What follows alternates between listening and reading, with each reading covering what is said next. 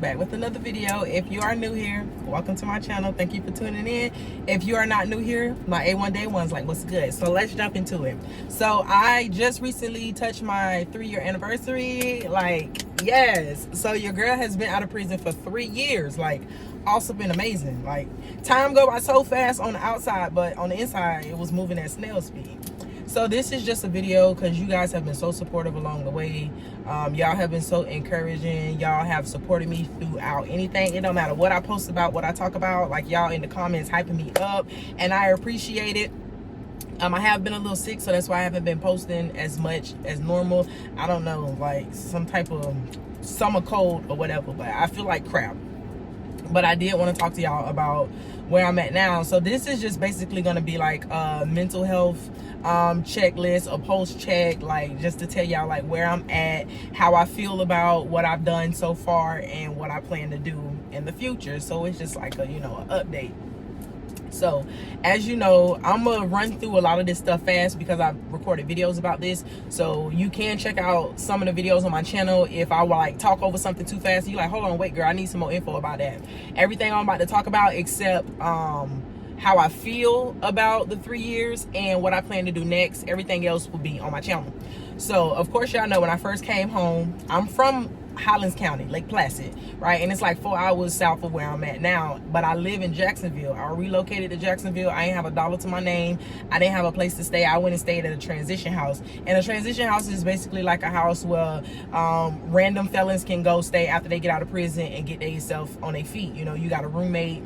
All these people in the house are strangers.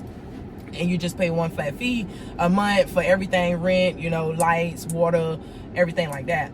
So I went to a transition house. I didn't know nobody up here, you know what I'm saying? And at first, like, one thing I can say that I thank God for is when I came home, I wasn't down, I wasn't depressed, like I wasn't overwhelmed with like, oh my gosh, like what I'm gonna do, like I ain't got nothing, like woe is me. I didn't come home with that mentality, and I thank God for that. When I came home, like I was excited, I was ready, like I was like, you know what I'm saying, let's get it, let's get a job, let's make this money, like let's build a life. Like I looked at it as, okay, I'm gonna see how hard I can go and how quick I can get it. I didn't see it as, oh my gosh, I got so many things I need to accomplish, I don't have enough time.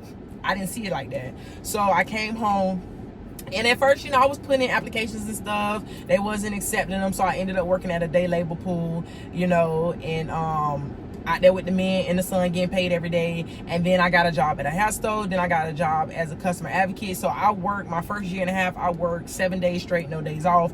And every time I got a job, it didn't matter if it was making me $9 an hour, $8 an hour. Like I got that job, whatever was calling me back first, that's where I worked. And then I would go get another job, and I would keep applying. When I got tired of this job, y'all ain't paying me enough, let me go apply. And when somebody would accept me and I get paid more, then I would take that job. So I worked so many jobs my first year and a half. I saved, my goal was to save 10 bands in a year. I ended up saving 10 bands in 8 months, and I just worked. Then I got a promotion at my job August of what it was 21. And I worked, you know, as a manager, and I was working at other job for a while. Then I ended up stopped working that job, and I only worked one because the promotion paid me what I was making at both jobs. So I had time to free myself up. And since then, you know, I was working.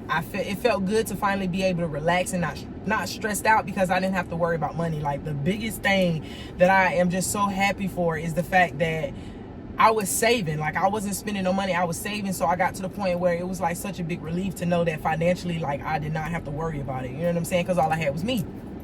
So I worked doing that, and then, you know, I would post on, you know, social media every now and then, and I had a couple videos like, you know, do real good, but I wasn't into social media. And then the last time I had a video that went viral, and I had people reaching out to me, they was like, hey, you know, you should share your story, like people would love to hear it, you should think about it. So I ended up starting my channel, and shout out to y'all because I've been doing this September, October, November, December, January, February, March, April, June. I've only been doing this social media thing for 8 months, and I'm already at 52,000 followers. Like, to God be the glory, you know. So I started doing the social media thing, and at first I was a little iffy because I thought people was gonna judge me, have so much to say, you know, things like that. And you know, it was a few hit or miss comments, but overall, like 99% of my support is positive. Like, and that's crazy to me.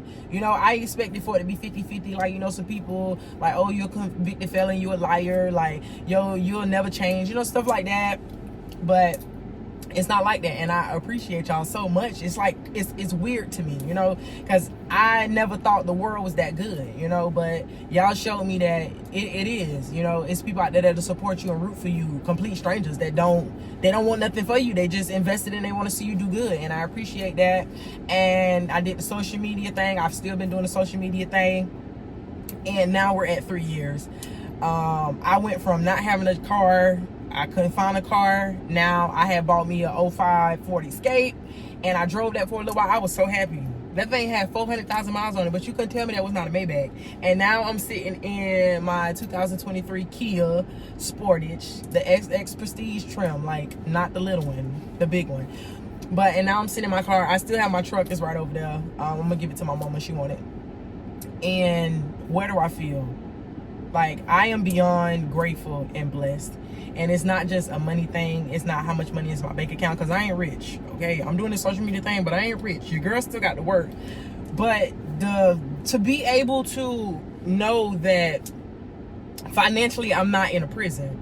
Like, if my job keeps pissing me off because they really low-key getting on my nerves, I can walk away from that job and I don't have to worry about, dang, I got to pay my bills. Now, I would not just walk away from a job because they don't, you know, I wouldn't do that, because that's not wise. But I love the fact that I'm not in a prison financially. You know what I'm saying? Like, I'm not in a bind where I can't pay for my car, or my rent is getting to me and I'm living paycheck to paycheck, because I save, so I don't have to do that. So it feels amazing. But I could not have imagined that God would bless me the way that he did. Like, I never thought about this. When I was in prison and I was thinking about, you know, my life and stuff, I was always optimistic, because I felt like I would have fainted had I not believed that I would see the goodness of the Lord in the land of the living.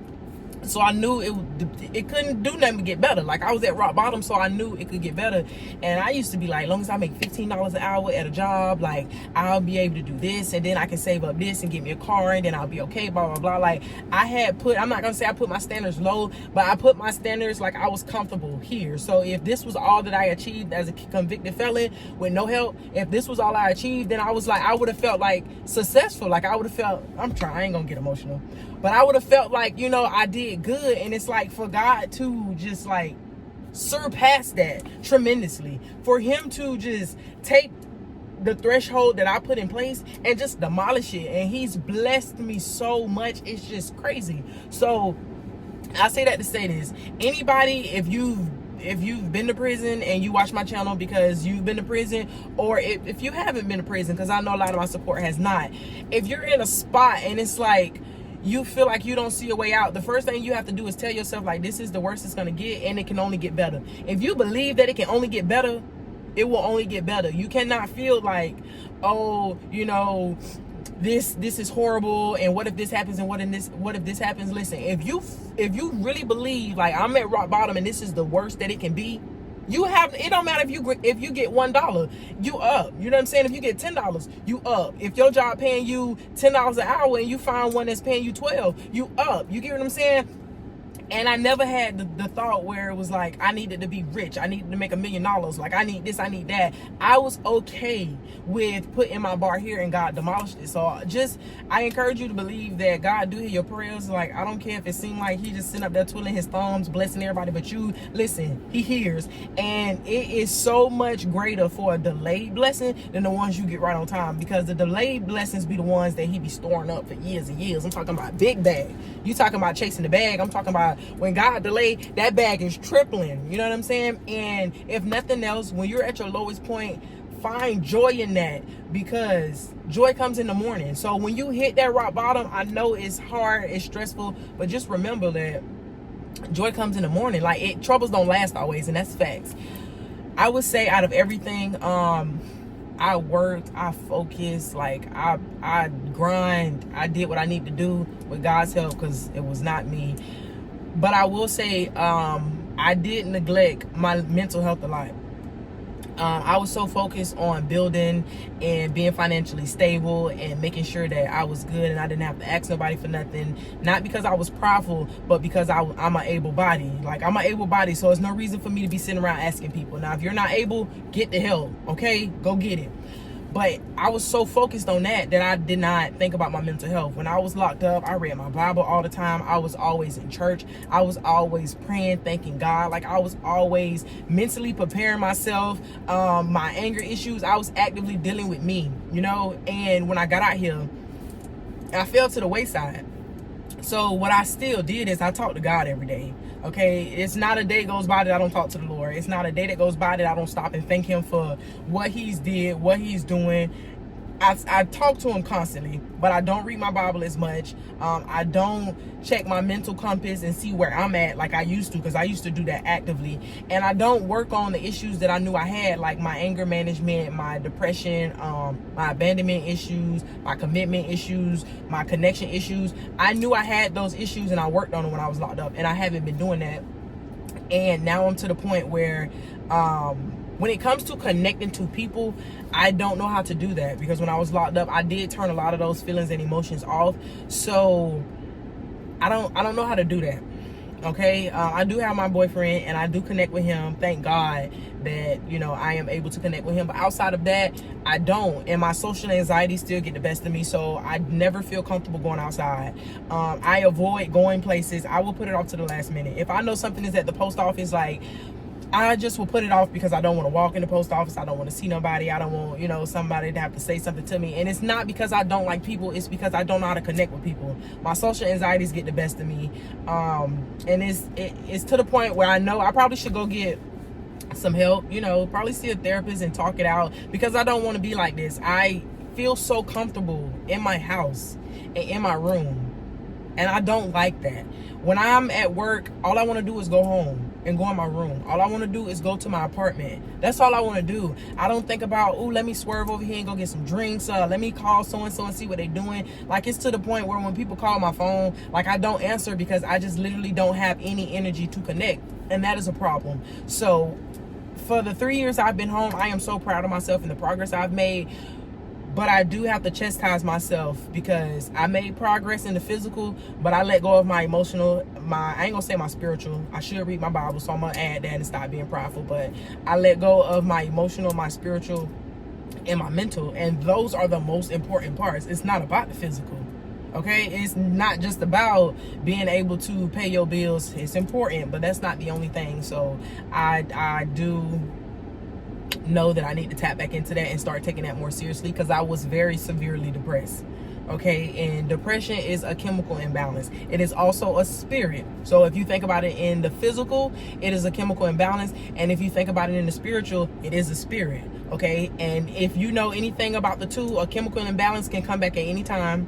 It don't give you a warning. It'll just slip. Okay, and if you know anything about a spiritual, any spirit that you have entertained at any point in time, it knows the footholds to get back in. So even if you've rebuked it, been delivered from it, that spirit knows the foothold to get back in. It knows the behaviors to set you up for your spirit to be susceptible to it. Okay, so you cannot play, either if it's in the physical or if it's in the spiritual. You cannot play with depression, because it knows how to attach itself to you. It knows how to set up certain situations and circumstances for you to slide down slowly for it to get back in.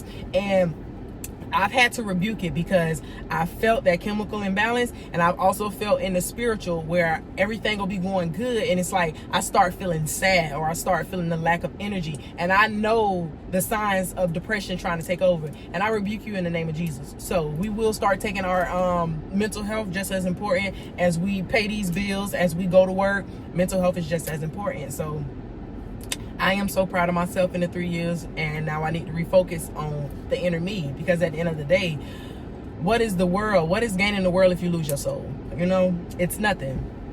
And for the future, honestly, like, and I know a lot of people, when I say this, they're like, girl, you got to have goals.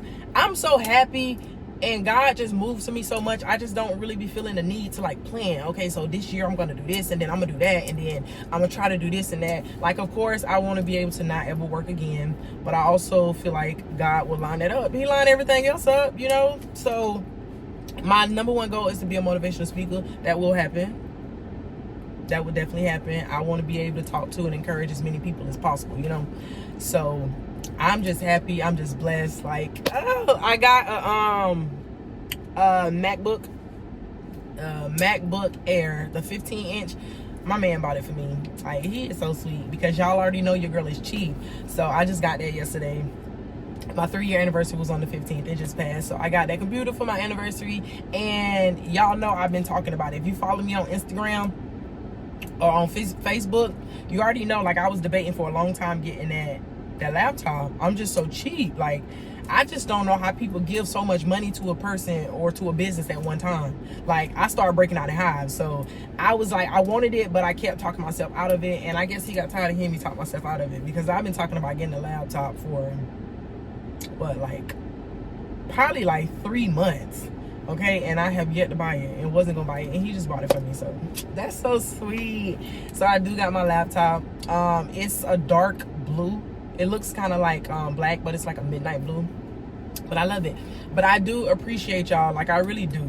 You know I get on here. I know y'all hear people say that all the time. Like, oh, I appreciate you. Thanks for tuning in. But, like, from the bottom of my heart, I appreciate y'all. You know, I really do. And without y'all support, without God's support, some days would be a lot harder than others. But, like, when I'm having a bad day, and I posted this on my Snapchat, when I'm having a bad day, all I have to do is get on YouTube and scroll through the comments. Like, and it's crazy because it's a lot of trolls on the internet. Like, it's a lot of people who they don't even be agreeing with what they say, but they just say it to try to be funny and stuff like that. And for it to be so overwhelmingly supportive and positive, like, that's beyond me. Like, to God be the glory. But I'm about to go spend some time with my man. I appreciate y'all. I hope y'all have a blessed day. And listen, continue to do what your heart desires and always put God first. And I know y'all be talking about the universe, right? And I know y'all be talking about manifestation and all of that. But the universe for me is Jesus, and the manifestation is faith, okay? And seeing my works manifest, you know? But y'all be blessed. Talk to y'all later.